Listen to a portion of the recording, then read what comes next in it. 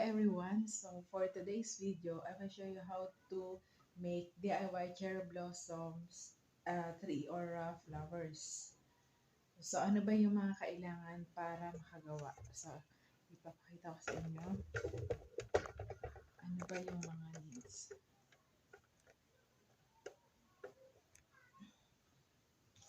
Okay, so we have syempre yung branches. So ito. And then glue gun. Of course, yung glue, stick glue, and then scissor.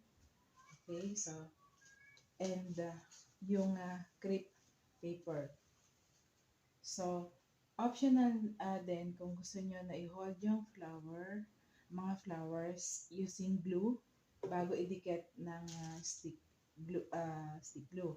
Okay? And then, of course, itong varnish, if you want na bigyan ng varnish itong branches. Okay? Of course, we need brush. Okay?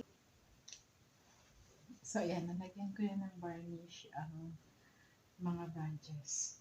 So, ayan. Mag-start na tayong gumawa ng flowers para ikabit dyan sa mga branches na yan. Okay? Samahan natin. So, habang hinintay natin na matuyo. So, hindi ko muna i-attach dyan. So, mamaya na.